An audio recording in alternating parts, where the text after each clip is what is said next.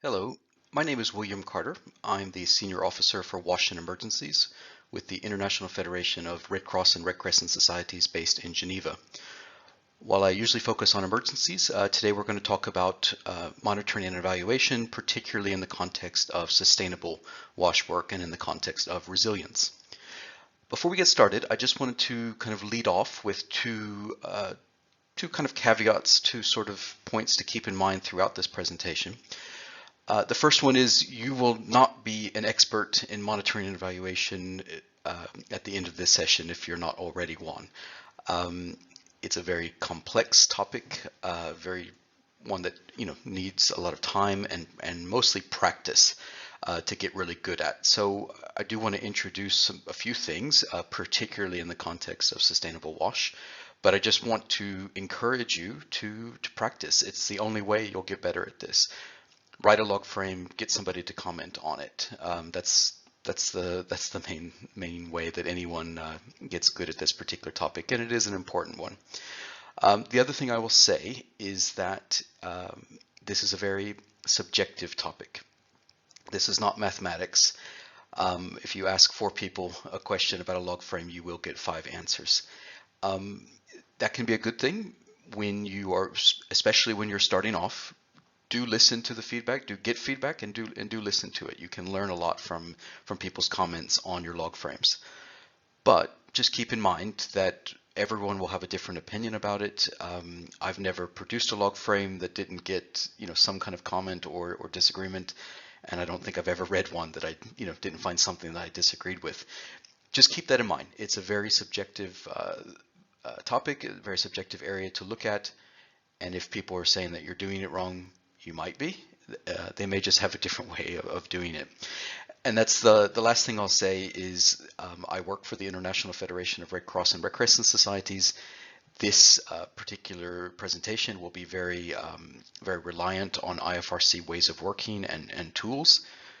When you're working for a different organization, listen to your organization, listen to your line manager, and perhaps most importantly, you'll need to listen to your donor, because that's where a lot of the monitoring and evaluation that you do, that's unfortunately or fortunately that's what the ultimate aim will be, is satisfying donor requirements in terms of reporting and things like that. So please don't go to a donor and say, well, this guy on a PowerPoint video told me to do it differently. Whatever the monitoring evaluation framework required by your organization or your donor, that's probably the one that you need to be following. I'm not going to be too prescriptive today. I really want to talk about how we think about this topic in terms of WASH, and then a few practical items on how we actually do it. So these are your objectives for today.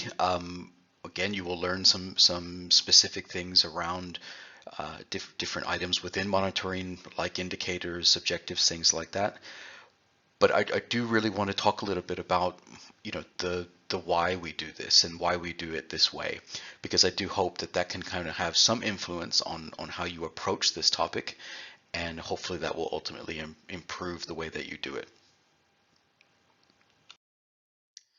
So when we think about WASH, we think about the specific activities, and then what that results in. Now, one basic tip that I always give when you're dealing with a kind of log frame, or whether someone calls it a theory of change, often reading it backwards can be quite useful, particularly when you're producing it. That may not be how your intended audience consumes it or is supposed to consume it, but particularly when you're developing it, thinking about it backwards can often help. So in this case, we starting at the bottom. What is the intervention? What that means for the community, what the results are, and what impact that has. Thinking about it in that form, in that order, can make a big difference on how well you organize your approach and your monitoring evaluation.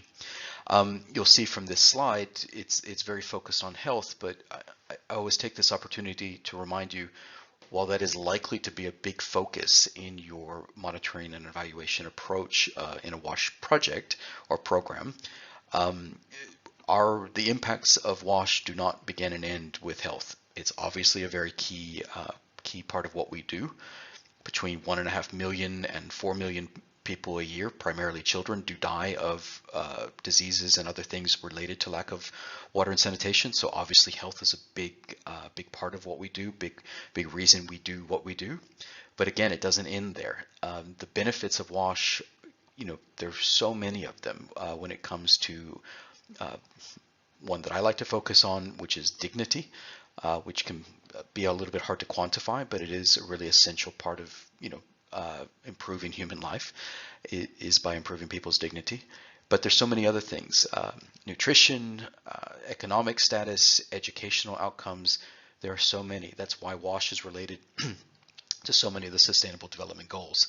So just do keep that in mind. There can be, in my experience, a really narrow focus on not just health, but the reduction in diarrheal disease, and that's all, that's all we measure, that's all we care about. And that is a really important topic. As I said, a lot of people die, mostly children, because of that. And it is an important thing to focus on. And in my own experience, focusing more on health and less on how many liters of water we were producing, that was a big part of, my evolution as a WASH practitioner. But I think having that narrow focus can really miss out on a lot of other things of why we do WASH and why it's so important. And when we talk about WASH, whether it's with the general public or donors, our senior managers within our organizations, it is really important to go beyond that specific area of health.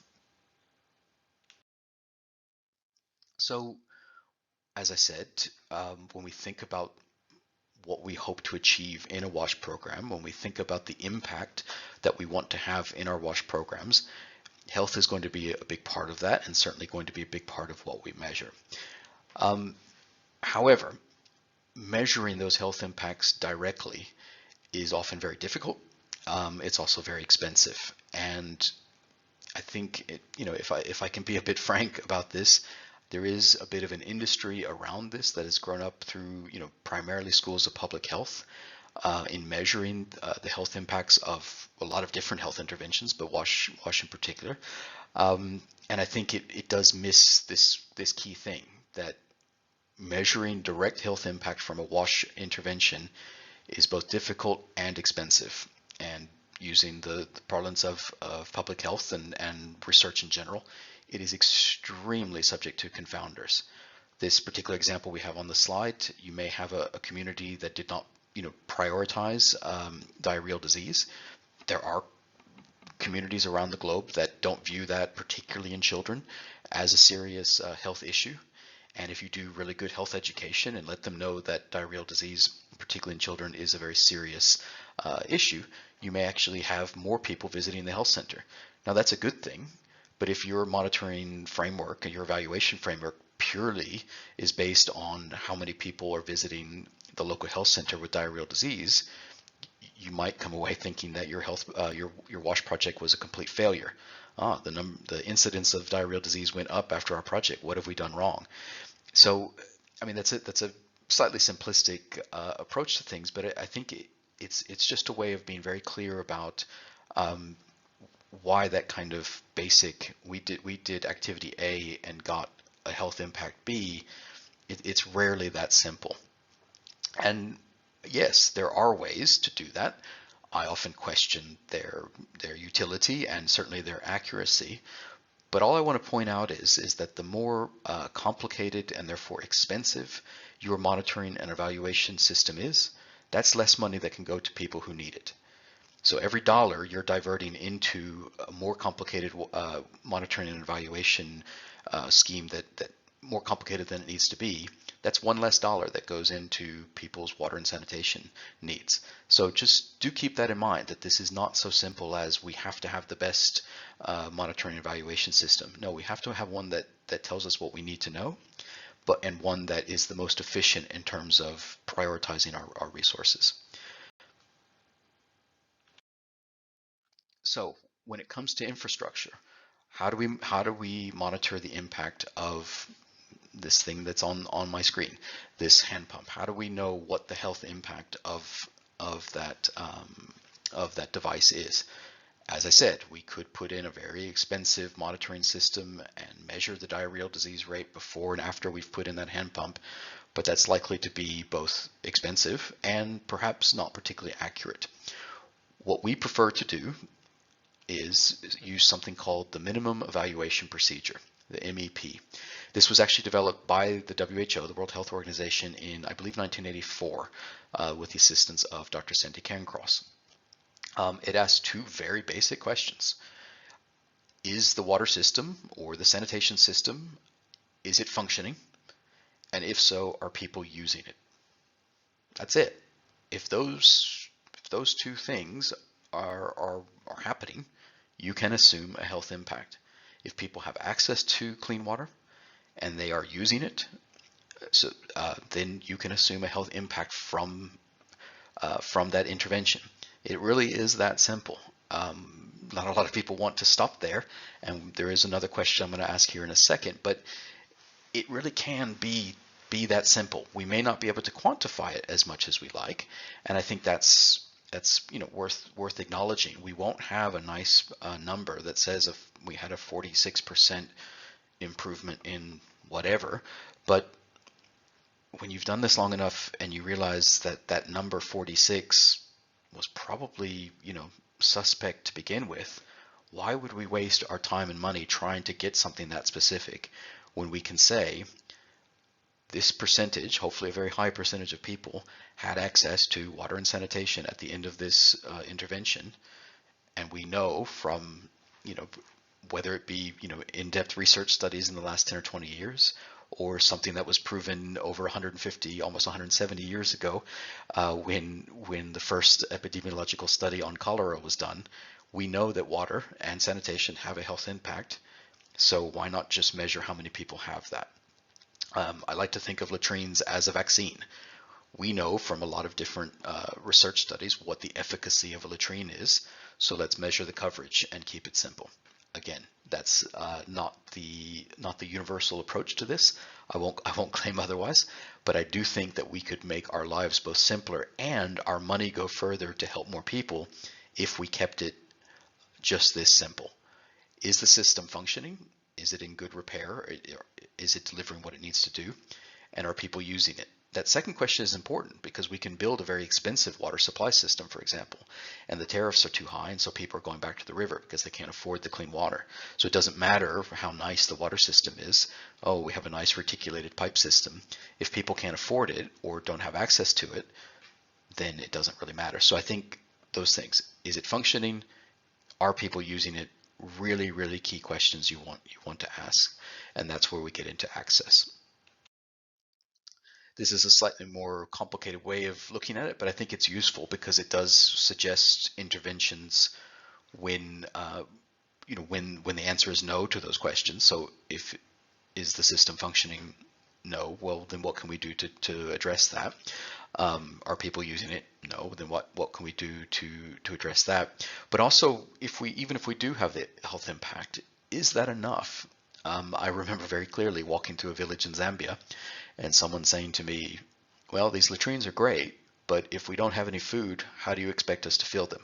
So I think that last question there, it does prompt us to think, what can we do more? Whether that's a nutrition program, a vector control program, just having access to water and sanitation is not sufficient to get all of the both health impacts and other community and developmental impacts that we want to see. It's a very important one, and it's shameful that billions of people lack these things, but that doesn't mean that even if we have universal access tomorrow to wash, that we would be finished with the work that we need to do to improve the lives of the world's most vulnerable. So I think that's why this is a useful slide to think about, that those questions are important, but we need to think about, what if the answer is no? And even if the answer is yes to the first two questions, what if that's not enough? So those three things: is the system functioning? Are people using it? Is that enough? Really, really important way to think about our work and the impact that it can have. Now, that's all well and good for infrastructure.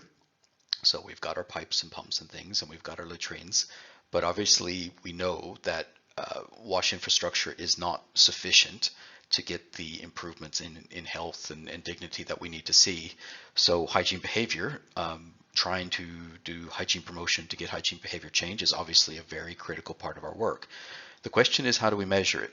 And again, this is where I, break ranks with some of the established thinkers on this topic. There are people who will tell you that they can both accurately and efficiently measure hygiene behavior improvement. I am extremely skeptical of that. Whether the numbers that you see that we did this intervention and hand washing increased by 30%, I am extremely skeptical of those kind of results, those kind of studies. I'm also of the opinion that even if we had some kind of magic way of knowing that figure, 30% improvement, was true, I would still question whether that is the best use of our time and resources. So once again, measuring hygiene behavior through direct observation or things like that, it is both expensive and extremely prone to skeptical results. Like I said, it's the people whose job it is, public health researchers, the people whose job it is to measure these things will tell you that this is both it's both important, it's accurate, and efficient. I don't question the importance, but I do question very much how accurate it is and whether that's the most efficient use of our time and resources. For me, I would much rather see the use of proxy indicators. So that's knowledge, which we know is not sufficient, but it's better than nothing. If people, for example, can tell you the critical times for hand washing, that's a start. I don't stop there. I'm not saying that if someone knows that they should wash their hands before they eat or after they use the toilet, that means that they're doing it, but it is at least a start. If they don't know that, it's very unlikely that they are doing those things. So it is at least a starting point in terms of establishing where we are before our intervention, but also where we stand afterwards. But again, much like the minimum evaluation procedure, I do believe that a good proxy indicator for hygiene improvement is the presence of and use of hand washing facilities. So if your evaluation team is visiting a community and they visit a household, after they've asked those basic questions about knowledge, do you know what are the critical times for hand washing? Ask them to show you their hand washing station. If they don't have a good place to wash their hands, they're probably not doing it. So the more inconvenient it is for them to wash their hands, the less likely they are to do it. And this has nothing to do with different cultures or different income settings. Anywhere in the world, the harder it is to wash hands, the less likely it is that someone will do that. I speak for myself on this. When there's a hand washing device nearby, I wash my hands quite frequently. When there's not, I'm going to be a little bit more, so I touched a few door handles, big deal. It's just the nature of humans and convenience. So seeing that there is a hand washing station, seeing that it's been used, there's a piece of soap there that's wet, there's water in the basin. Again, that's not a perfect indicator. That is not proof that children are washing their hands. It's not necessarily proof that they're washing hands every time that they should. But if at the beginning of your intervention, no one in the community had a hand washing station, and at the end, a significant percentage of people do have a hand washing station that's been used, that is a sign that there has been improvement in hand washing in that community. It's not the most quantified, it's not the most accurate, but I put it up in terms of results. I put it up in terms of some of those direct observations, and it's a lot cheaper and faster. So again, this is my own feeling on this. William Carter, and you may be working for a different organization or in a different context when that's not enough. And if the donors say that those kind of proxy indicators are not sufficient, that's what you're going to have to go with. But I still like to push this thought that perhaps a better use of our time and money would be building latrines instead of having extremely robust monitoring systems to measure that at the end. Just a thought. Now, one last question on impact. So we've talked about those basic two questions from the MEP. Do people, is the system functioning? Are people using it? Those are two very important ones. But there is one last question you should be asking yourself at the end of a WASH program or intervention, and that's, are people happy with it? Do people like it? Maybe a really expensive and great system, but if people aren't happy about it, yeah. But this is a really controversial one, and a lot of people who, you know, are very well-meaning, very hardworking people who are very dedicated, I have seen them get extremely skeptical and unsure about adding this into the monitoring and evaluation framework. You know, as if customer satisfaction is somehow unachievable in a WASH program. So, like I say, people who I wouldn't suspect that would be, you know, nervous about this question can get very uneasy when you start suggesting that this be not just part of the evaluation framework, but the, you know, the crowning achievement, the biggest goal that we have, that people are happy. I've seen people get very skeptical of this, but my question is always, what could possibly be more important than people's happiness at the end? Now, again, I know what people are thinking. People may not want to say that they're happy because they want to get more.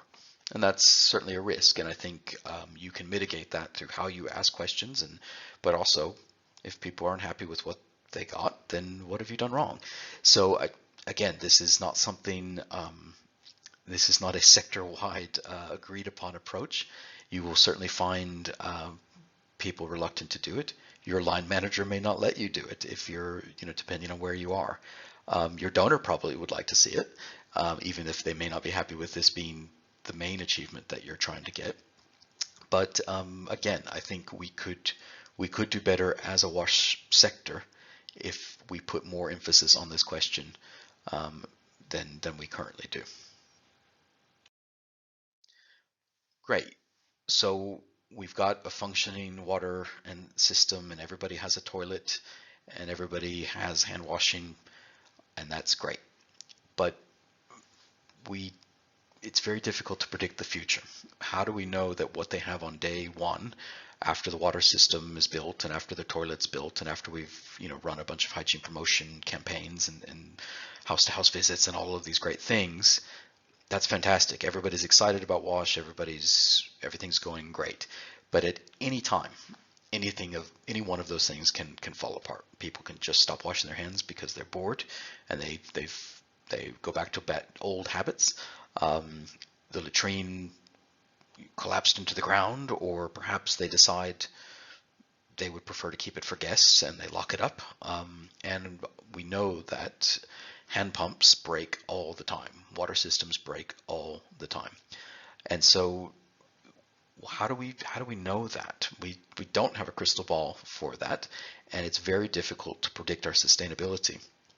And I would say most development to WASH projects that I've seen don't spend a lot of time thinking about this. They're really focused on those kind of basic outputs on, you know, how many toilets are we building, how many people have access to water, and, you know, everything's really happy at the end of the project. That seems to be the big focus on what they were trying to achieve, but also what they were trying to measure.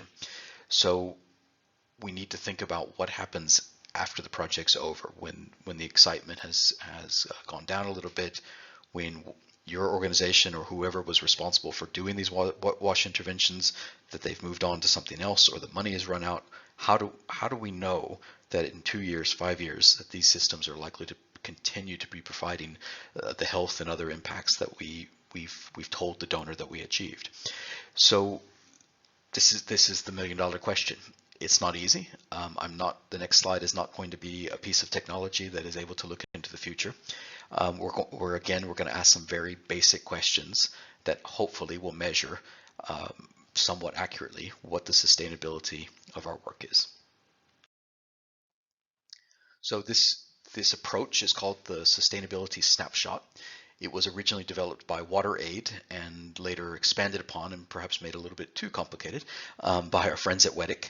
But the core of it, the three questions at its core, is a big part of what we in the IFRC measure, and what I think a lot more organizations should be measuring in order to have some measure, some predictability of whether or not these systems and these wash services will be delivering value in the future.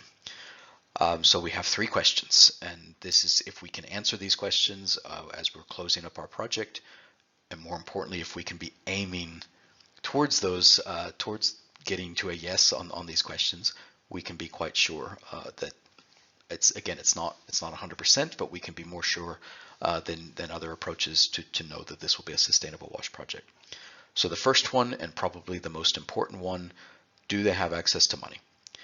Are there some kind of financial resources available to the community, maybe held by the community, maybe not, but some kind of financial resources available to make repairs and other improvements to the wash services? This one is the most critical.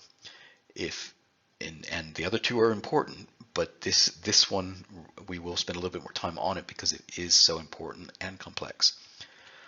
So do they have access to the expertise needed to, say, make repairs and other things needed for that sustainability? If nobody knows how to fix the system that we're running, then it doesn't matter how much money they have. If nobody knows how to fix that device or whatever, then it's not going to get fixed. And on the same topic, spare parts. If something breaks, are they able to fix that? So in general, if they have money, they can go out and get all the expertise and spare parts that they need. That's usually how it works, but it is something very important to think about in terms of your project design, to make sure that that expertise and spare parts are there to buy with the money that we hope that they will have. So, like I say, if the answer to all 3 of these questions is yes, I think you can very confidently say that the system that we installed, the wash services that we helped establish, that it is sustainable. Nothing's perfect, nothing's 100%, but I think you can look your donor in the eye and say we did good sustainable work, because the answer to these 3 questions, plus the questions I've asked in the previous slides, they're all yes. Access to money.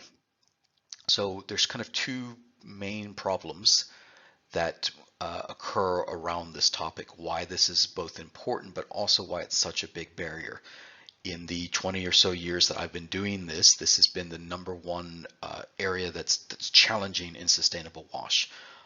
Getting behavior change is not easy, but it's something we can achieve. Engineering of these systems, again, I wouldn't call it easy, but it is straightforward from an engineering perspective. But this area of making sure that communities have money at the end of the project, and 5 years from now, 10 years from now, this is a really, really hard problem to solve. And so it takes a lot of work. And unfortunately, and including in my own organization's projects, it's often the question we get to last. It's a afterthought if we have a little bit of time at the end. Oh, by the way, we need to be collecting money. No, this needs to be first and foremost from day one. This needs to be discussed with the communities that we're helping, because it is so important, but also really, really hard. And there's a couple key problems around why communities struggle to have access to money. The first one is collection. So if no money's coming in, they're not going to have any money. So generally speaking, communities that lack access to safe and sustainable water supply in particular do not view, they view water as free, even if they've put in what we call sweat equity by walking, huge distances, long hours, spent collecting water. That is money, in a different form. But a lot of communities, struggle to kind of consider it that way. And the idea of handing over cash in order to receive a service like water when the river is just down the path, that can be something that takes a lot of time for people to adjust to. The other thing is not every household in the community will be in the same position to contribute financially to a system. And that's something that's going to take some time and negotiation with the community to address. So we have a few, these are just ideas. There may be other ones, and these particular solutions may not work in the communities that you're helping, but it's just something to keep in mind. Intensive community engagement, like I say, going in there from day one and talking about what will be the cost of this water system. That's really, really important. It's not just the cost that might be there to operate it, but perhaps contributing towards the replacement of it as well. That can be a huge financial lift for some communities, but the more that you discuss that with them, and again, you may be surprised, they may be in a better position to contribute financially than you might suspect. But if no one tells them that they need to, if no one kind of discusses with them and they don't reach that conclusion themselves, it's never going to happen. A lot of communities, a lot of countries, they charge by the volume. So you, instead of having just a hand pump that anybody can walk up to, you have a kiosk, behind a wall of some sort, and somebody there is charging per jerry can, charging by the liter if they have some kind of flow meter. Again, the people in the community will be able to figure this out, and in general you'll be able to kind of follow with whatever's happening in the the overall context that you're looking at. You can try new technology, and there are some very new and innovative ways of doing that. It's a very sophisticated system where people have fobs and they only pay for the water that comes out of the tap, and charge in, charge out, these kind of things. They can work. Those systems can be relatively expensive, but they can also come with good customer service and therefore be reliable. Again, I do in this area, I do generally encourage you to think new technology and piloting it. This is an area that's definitely very much in need of innovation. Far more innovation is needed here than on new water filters and new chemicals to make water clean. I would like to see a lot more innovation in this area, but it is complex. And my advice is, as much as possible, look around. What are other organizations doing? What is the government doing?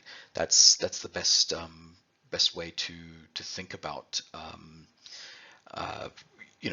to think about improving this in this area. The second problem when it comes to having communities have access to money is the saving. So let's say that everybody in the community has worked out what the tariff should be, and they've got a pretty good collection system, and everybody is contributing to it. But what happens next? A certain pot of money is starting to grow. What do they do with it? And this is really, really complex, particularly in low-income settings. A lot of communities don't have access to the banking system. The banks are either too far, or the minimum deposit amount is too high for these communities. Inflation may be very high, and they may not trust putting their resources into a banking system. But even if they do have access to that banking, the problem of trust is really, really big. Think about, if you had to give, your monthly, water bill, if you had to give that money to your neighbor and trust that he or she was actually, paying that bill or things like that. I mean, it's just a silly little metaphor, but even in communities that are very tight knit, that are very culturally homogenous, and have known each other for a long time, there can be significant issues around trust in those areas. And then if you think about an area that doesn't have that kind of setting, if you're talking about post-conflict areas where maybe they're not that homogenous, or huge issues of trust, peri-urban areas where people have moved in from the rural areas and people don't know each other, those problems of trust are going to be far more severe. So this is a really big area. Once they're collecting the money, what does the community do with it? Again, a few possible solutions. My main solution is to talk to them. They will have some very innovative solutions. One more anecdote that I'll tell. In one community I was talking about this with, and they said, well, we give the money to the wealthiest person in town. And I was a bit taken aback by this, and started to kind of prepare to give them a long lecture about how you should not trust rich people and things like this. And they kind of stopped me very quickly and said, we know we know that rich people are not necessarily the most trustworthy. But their justification, their rationale for doing that was because the wealthiest person in town had assets. So if that person ran away with the money or misused the money in some way, they could go to their house and take their livestock or take any other assets, their television, their radio, whatever it was. And so that's not a solution I ever would have thought of in 100 years.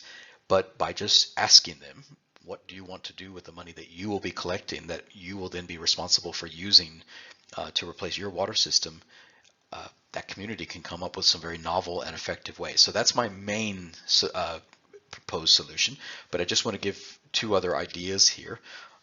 There can be existing methodologies of collecting and storing tariffs, particularly if there is some kind of governmental or quasi-governmental scheme. There can be rotating funds for things, particularly like toilets. So there may be something there. Do not reinvent the wheel for obvious reasons. If there's another way of, particularly if it's something related to a government, consider that as your first option. If there's some kind of other tariff collection scheme already in place or already in operation in the country, by all means prioritize that. But if it has to be at local level, if the community is kind of on its own when it comes to saving its financial resources, there are other ways for them to hold that money. There may be ways of putting joint assets. One of them is livestock. So every month they buy a goat, and the town savings account, you can see it walking by. There's a herd of goats that is communally owned. Again, that's going to be a particularly novel solution, or a very specific one, I should say, for those communities that sort of trust the ability to store their resources that way. That's not going to work everywhere. It's probably not going to work in a peri-urban area where it might be hard to have a herd of goats, but also where that kind of mutual trust and wait, how many goats were there last week? That may be difficult in some settings. But again, it's an idea that communities have tried and have had some success with. Last, there are new technologies, mobile money. So maybe there's a community cell phone that everyone pays into. Anyone can go see that phone at any time and see that it has whatever balance it has. Again, that's a technological solution, but that will need a lot of effort in terms of dealing with the community, working with them to address whatever misconceptions they might have, whatever concerns that they might have. These are not just plug and play, we've put in some technology, it works. It needs a lot of community engagement. If we don't do that, these things will fall apart very, very quickly. So we're going to move on to some other things, but I just want to reiterate that the money question is both fundamental to the sustainability of particularly a water supply system, but wash infrastructure and wash services in general. But it's also one of the hardest things that we do. So spend time on this. Whatever the solution turns out to be, whether it's a mobile phone or a goat, spend the time to get this right. And most importantly, talk to the community. What do they want out of this? What do they see as the solution? And at the end of the day, you may just have to trust that they know what they're talking about, because they probably do. So the last two questions. First one on expertise. As I said, if nobody knows how to fix the hand pump or whatever system that you happen to be using, then it's going to break pretty quickly and it's not going to get fixed. So again, what can we think to do about this? We can strengthen the existing structures. If there is a national water agency of some sort, we can make sure that they've got the engineers or technicians in that area who know how to fix these things. We can and so that, I think that's a really key one. If that's not available, then we can think about, as we did in this area in Namibia, in this picture, training local people to do the repairs themselves, and making sure that they have the tools and not just the expertise, but also the tools that they need. So training and equipping a team of plumbers, that can be a really important activity in a wash project. Again, not in the last month as you're closing things up. That needs to be integrated into the program from day one. So whatever way it is, whether it's strengthening existing systems or building it from the ground up, as long as there are people available, that is a good sign that those water systems, or whatever the technology is, will be functioning in the years to come. Spare parts. Obviously, access to the spare parts is important, but making sure that the technology that you chose was the right one is just as important as that access to spare parts. So it's not hard to Google the concept of appropriate technology, whether that's the right technology for you. But sometimes it can be very basic. If you're going to be doing hand pumps, and I know we're doing less hand pumps because communities are getting bigger, and the solar pumping that you see behind this gentleman is getting more ubiquitous. But just as a basic example, if a country is using one form of hand pump, let's say they're using the Afrodev pump, and you come in with the India Mark III, that's a bad idea. A lot of countries won't let you do that, which is good. They will block you from doing that.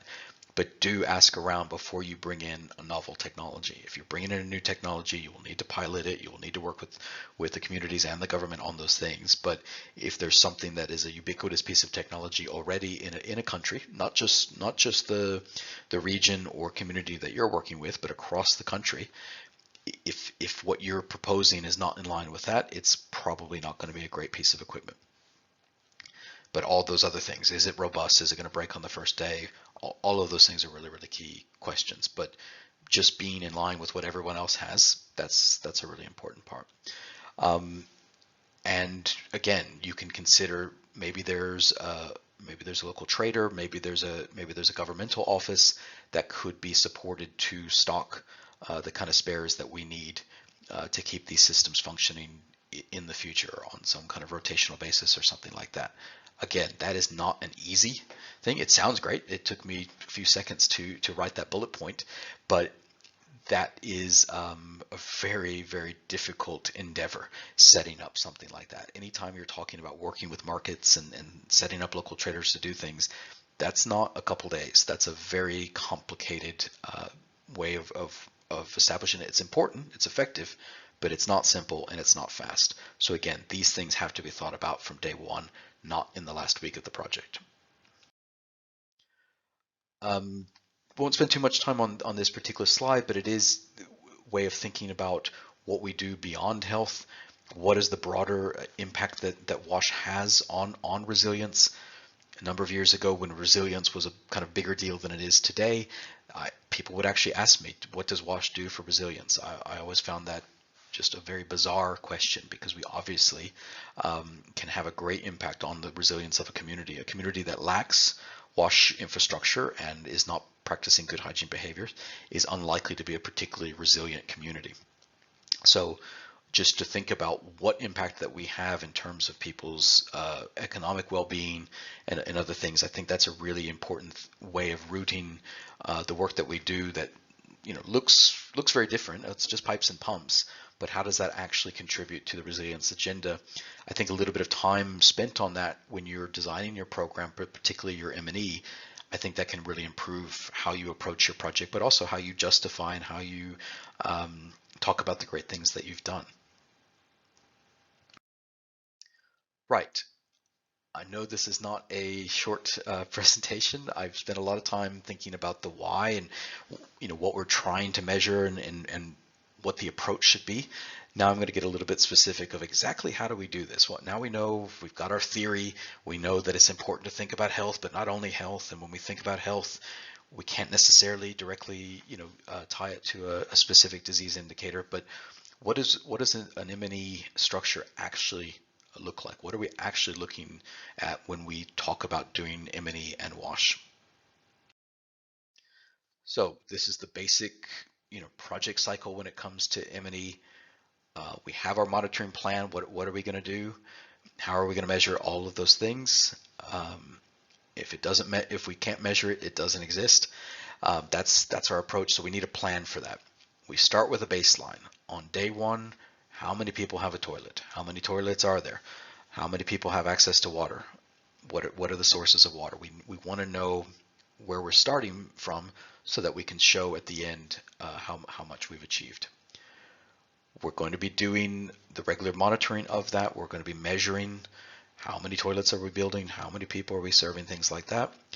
And then we're going to do evaluation. Well, we built 100 toilets. Were they any good? Are people using them? Are people happy with them? And then we're going to move on to the next thing. And again, we're going to adjust our monitoring strategy, our plan for either improving what we've done before or whatever new thing we've planned to do. So this basic cycle describes what we do. Now, the form that monitoring plan tends to take is the logical framework, or the log frame. In recent years, the trend has been towards something called a theory of change. Again, I'm going to say something a bit controversial. In my opinion, a theory of change is pretty much a log frame. It's a bit different. The approach can be a bit different, but in general, you're measuring and trying to lay out a plan in a very, very similar way. Log frames are not always fun. They can be a little bit dry, a little bit boring. Again, they do take practice.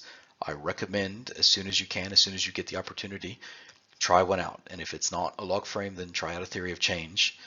You'll see just how similar they are. So again, we start with our baseline. Where are we starting? What are the activities that we're going to do? What are those activities contributing towards? What are the outcomes? What happens once those activities and outputs are accomplished? And what is the impact that we have from that? That's what a log frame is meant to do. Again, when we write them, we start with that impact and that top line stuff. But when you're drafting them, it tends to be in this order, where we're starting from the activities and that's building up to where we want to accomplish. There's different ways to think about it, but it's, in my opinion, when you're writing one, when you're drafting one, we tend to work our way up from activity to impact. And when we present it, we tend to go the other way, but your results may vary. So a few key things are around that log frame. Again, if we don't measure it, if we don't measure our activities, if we don't measure our impact, it doesn't exist. So we need our key performance indicators, our KPIs, that tell us how we know. How do we know that we built those latrines? How do we know that those latrines improve people's health? So those indicators, we have to write them very carefully. They can be unrealistic, and so we have to be really careful on how we draft them. They can be quantitative or qualitative. Obviously, we built 100 latrines. People are very happy with their latrines. Those, the basic way of delineating between those two. Both are really important. As I said, whenever you show your log frame to someone, they will always have an opinion about it. But one of the basic mistakes you can avoid is making sure that not all of your indicators are quantitative. This is just a top tip. If you want to avoid someone really going after you about your log frame, make sure you have a nice mix of both quantitative and qualitative indicators. It will make your life a lot easier. The big acronym, I won't spend a lot of time on this, but the big acronym when it comes to indicators is SMART. You can find a lot more information about that. If you Google SMART indicators, you can get a lot more guidance than I'm going to give you today. But it's specific, measurable, achievable, relevant, and time bound. Those are the kind of things that when we look at an indicator and take a step back and think about, is that a good indicator? That's basically the framework of how we evaluate your indicator. And that's, again, having a little thought when you've written an indicator, having a little thought on that SMART acronym will reduce the amount of criticism and extra work that you have to do when someone has evaluated your log frame. And as it says, indicators can be measured at different times of the project and can be different at different times. Obviously, user satisfaction halfway through a project may or may not be the main thing, but user satisfaction at the beginning and the end might be really critical. This is just a very basic example of a log frame. As I said before, no log frame is perfect. People will always have a different opinion. These are indicators and activities that I'm aging myself. I wrote over 10 years ago, and just a few weeks ago, someone came came across this document and was criticizing the indicators. So even though they've been used in literally hundreds of WASH programs in that time, someone thought that they had a better way of doing it. That's just how things work. And so as I said, when you're just starting off, do get as much comment and feedback from people as you can. That's the only way that you will improve. But at a certain point, you will just have to establish the indicators and move on. People, particularly at headquarters where I work, people will like to waste, or let's say spend, but often waste a lot of time rehashing the indicators over and over. And again, a lot of people get very excited about this topic and will like to spend more time on this. At a certain stage, you will need to kind of decide what they are and move on, because just a basic one. Some people want to say basic sanitation, some people want to say adequate. There are different arguments for both terms, adequate and basic, but at the end of the day, someone will have to make that decision and move on. So I know this is not the most academic way of looking at this, but I've just seen this so often that people would rather spend more time getting the indicators perfect. And as I said, there's no such thing as a perfect indicator. And then we waste time and we don't actually go out and build the toilet. So just in the beginning, definitely try to get feedback, try to solicit that feedback. But as you go forward, at a certain stage, you may have to cut off the discussion and just get on with the activities. So just looking at this very, very quickly, again, I will go from the bottom, because that's when you're designing these log frames, that's kind of how you do it. We're going to build that many toilets. How many toilets did we build? That will result in the output of that will be people having access to excreta disposal. How many people how many people have access to excreta disposal? The outcome of that is that people have better sanitation, and the impact of that is that people's health and dignity have been improved. As I said, different organizations and different donors structure this in a different way. When I first started doing this, we were going from activity to objective to goal, and we were taught that you never achieve your goal, that's something that you contribute towards, but that's something that's certainly beyond the scope of the project that you're dealing with. The health of a community is improved, and no one project can ever completely achieve good health for a community. So again, different organizations will structure this differently. This is how my own organization is currently doing it. As I just said, I've learned different ways, and I might even prefer to do it a different way. This is what our monitoring and evaluation team wants. This is what they get for the reporting. So you can see the indicators. I think that those indicators are smart. Take a look at them. If you think you can do better, write a better indicator. But I think going from that basic one of how many toilets are we building, that's important information, even if it's not a qualitative indicator, even if it's not an indicator that directly associates with impact. Your donor will want to know, how many toilets did you build? I have been in a car with a donor and driven around a refugee camp to count the 27 latrines that donor funded. So you do need to have those basic quantitative indicators, but you also want to have those higher level impact qualitative indicators as well. If you have a good mix, you probably have a good monitoring and evaluation system. And again, for my money, you can't do better than that top indicator there. How many people are happy with their WASH services? Not everybody agrees with that.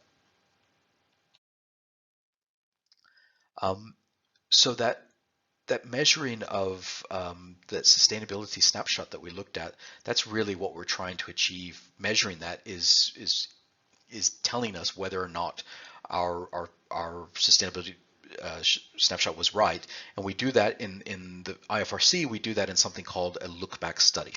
This is something, at least to my knowledge, is not a very common activity within the WASH sector. I think more organizations should do that. Great, you did a 4-year sustainable WASH project. What's keeping you from going back to seeing, what does your work look like 2 years, 3 years down the road? So that's what we did. We've done that in a few places. And the study that you have access to through this course is the look back study that we did in Zimbabwe.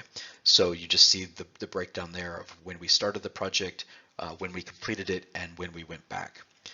One thing that, at least to my knowledge, we have struggled to do in a lot of places is, let's say we have a result that seems pretty good. 80% of water systems are still functioning 3 years after the project.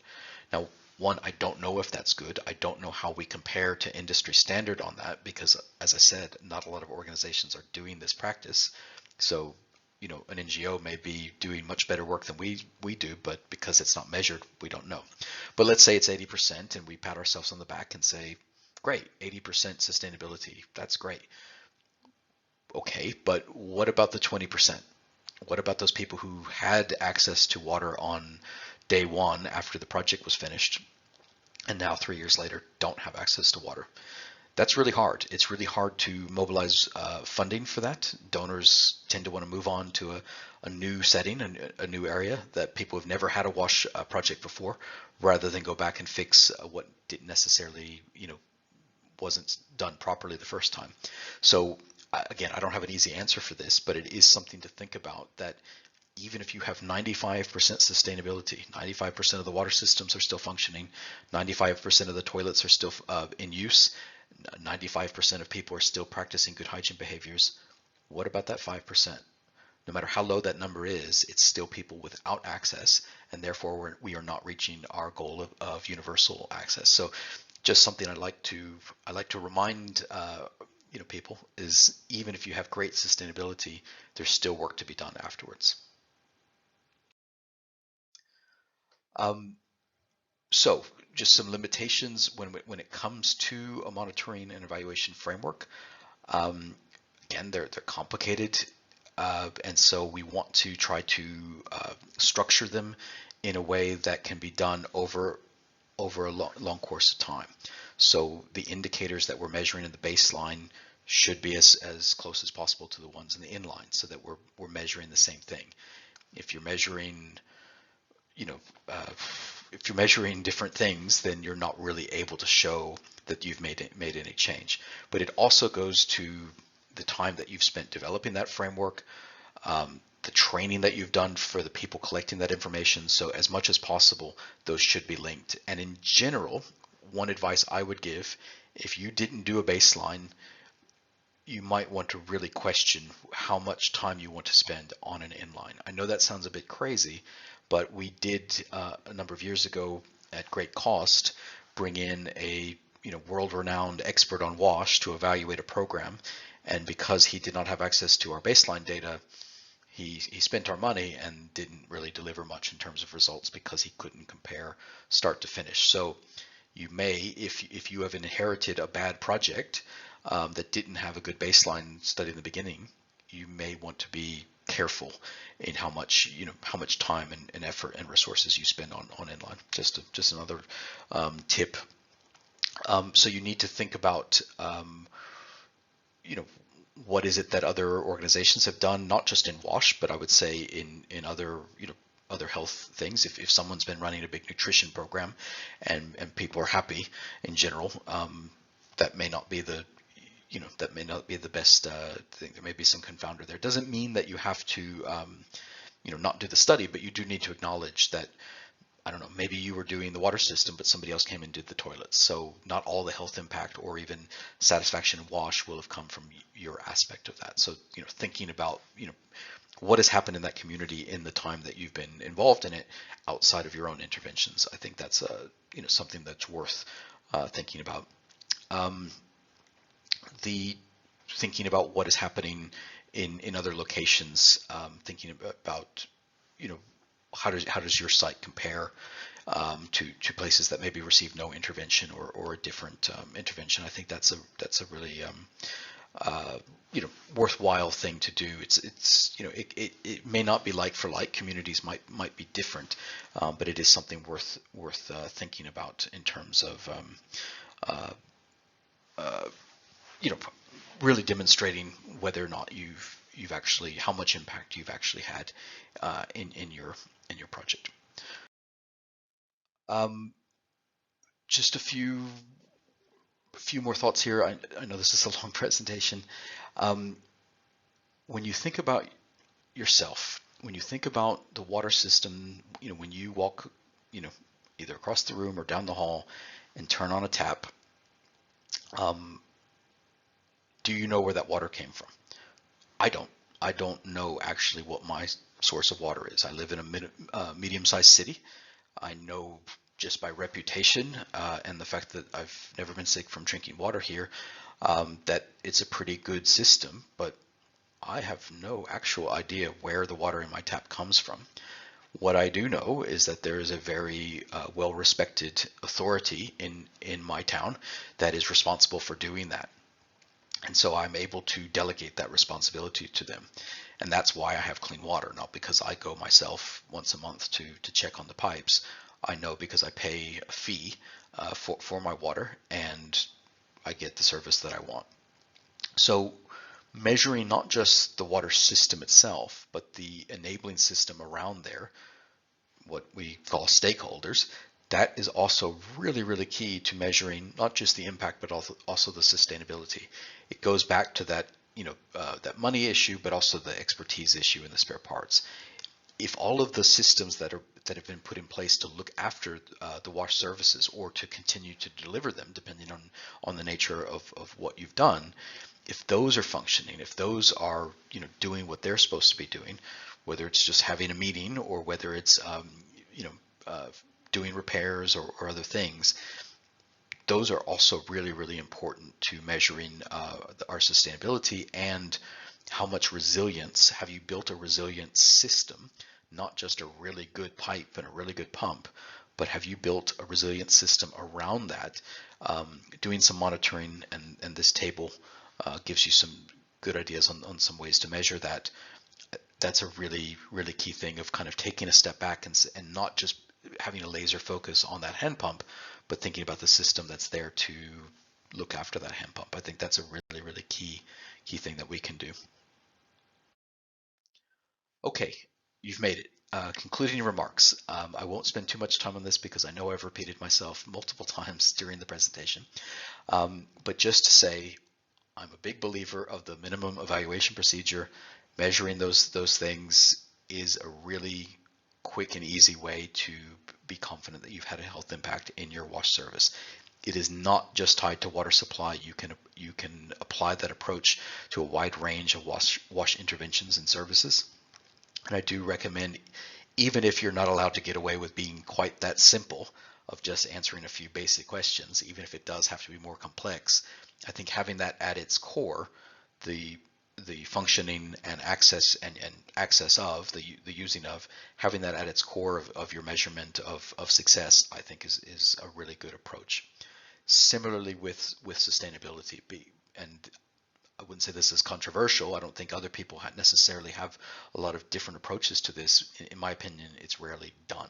That's the key thing here, is just including some kind of measurement, whether it's the sustainability snapshot or some other way that you've devised to do that, but coming up with some prediction of sustainability based on the presence of resiliency factors in a community. I think that that's a really important thing to include in your monitoring and evaluation. And then finally, just setting up that system well, putting some thought into it, having the baseline, having the inline. Those are really good ways to prove. If you can't measure it, it doesn't exist. As Google says, in God we trust, all others bring data. And so if you can't show that the work that you did with your donor's money, if you can't show that you did it well, and that it had a good result, no one's going to take your word for it. So do put in a good system, but once you've done that, try to make it as efficient and easy to run as you possibly can. These are a few references. This is hardly an exhaustive list. This monitoring and evaluation in humanitarian and sustainable development is a very well-studied area. You can find a number of different resources. As you can see, these are very focused on IFRC because I work for IFRC. But please, go to Google and do a simple search, or go to the search engine of your choice and do a very simple search on WASH monitoring and evaluation. And you will find books, you will find tools, you will find tip sheets, all kinds of resources that will help you do this. And no matter who you are, whether you're the engineer, the hygiene promoter, a program coordinator, a plumber, you are responsible for the monitoring and evaluation of the WASH program that you're involved in. This is not somebody else's job. This is your job. I will leave it there. I'm sorry this has been such a long presentation, but it is a important one and a complex one. Good luck. As I said, this takes practice, and people will always tell you that you've done it wrong. The better you get at it, the more you'll be able to decide for yourself whether that's the case. Good luck.